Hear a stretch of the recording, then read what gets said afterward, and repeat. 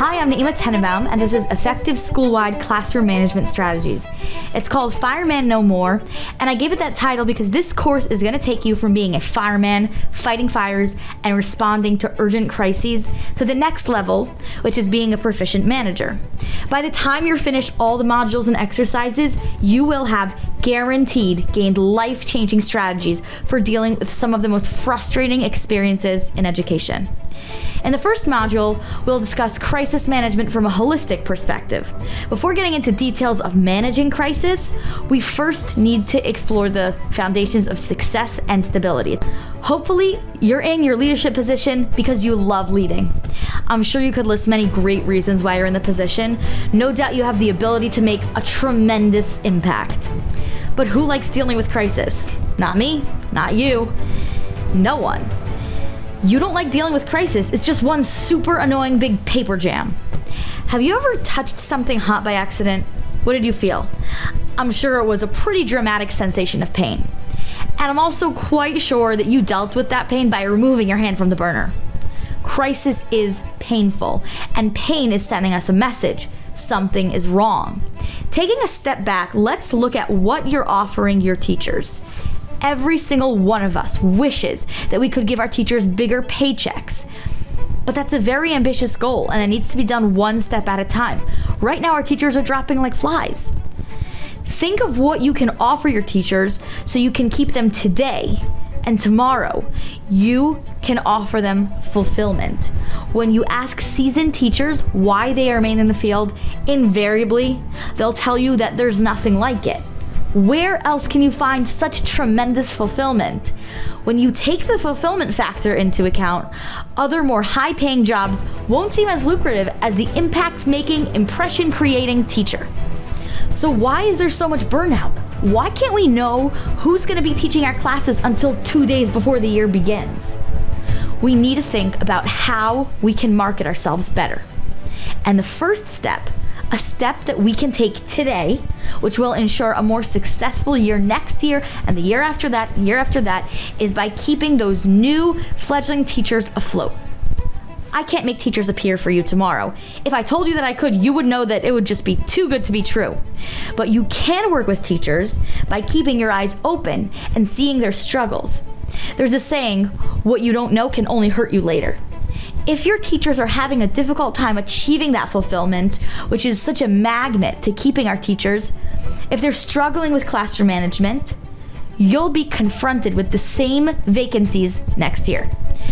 I'm totally aware that there are other factors that cause teachers to leave, such as low pay, lack of quality curriculum, burnout, but stay with me. We'll address all these issues one at a time. This crisis didn't happen overnight, and it's going to take a huge effort to eradicate it. Let's put this into actionable steps. The first question you can ask yourself is, what do the teachers want from you? Ask them. Simply ask them. They'll tell you what they want, and that's the first step in investing in your greatest asset, your employees. I heard about a principal who made it her policy that instead of asking her teachers, how are you, she would ask them, what can I do for you? This is the wow factor for teachers. In the teacher training, I discuss how teachers get their students to buy into their service, namely their classes, by making sure that there's enthusiastic buy-in. Do the same for your teachers. Ask them what would make their job more enjoyable, the same way that teachers get a cheat sheet, so to speak, from their students. See the teacher presentation for further explanation. The next step is systematic reporting. Here's where communication comes in to keep your teachers happy. Since you aren't necessarily sitting in their classroom all day, it's not so easy to assess how your teachers are faring the same way a teacher can observe and assess a pupil's success. So you need to make this a priority. And the way to make it a priority is by making the check-ins happen systematically. You want to know which kids are giving the teacher a rough time, which textbooks the teachers are frustrated with which parents need to be called, which parents need to not be called, and so much more. Even just the act of keeping up with a teacher's struggles is in and of itself helpful. And the support that you can give by making a system, such as weekly meetings with each teacher, is simply unparalleled. Mentoring is a great way to delegate. Mentoring is a great way to delegate. I'm sure you don't have too much extra time, and sharing the job of mentoring is mutually beneficial. You get your time back, and your teacher's struggles are diminished. You can also utilize this as a promotion for effective teachers to recognize their expertise in the field. But if you do decide to use mentorship, it's a shared responsibility. You want to get all the bullet points from the mentor's meeting with the teacher so that you can step in and support the teacher as well. And remember, asking teachers what they need is an ongoing thing. You need to follow up with teachers when they tell you it's wrong, or else they'll stop coming to you. If you don't address their issues as best as you can, they'll regard the meetings as a waste of time. You also want their feedback on how to improve these meetings. Having sat through many of these meetings, I find that a lot of the time the teacher will come up with a solution on their own. But make sure you get their feedback so you can improve on your job, how you can help them, and give them the chance to risk trying new things and making improvements themselves. Make sure to look over the handout, which outlines what we learned in this first module.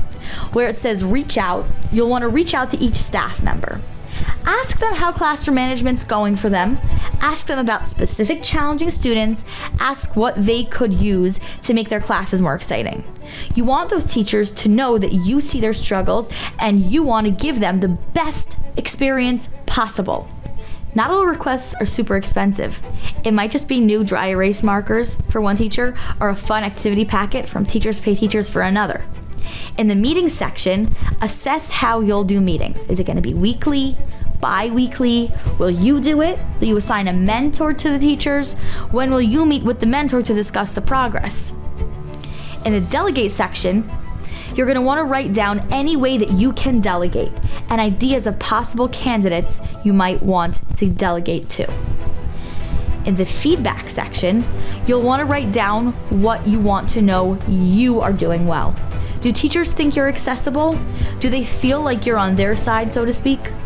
Further exercises will accompany future modules to make this process as simple as can be, and I hope that you'll join me the whole way through.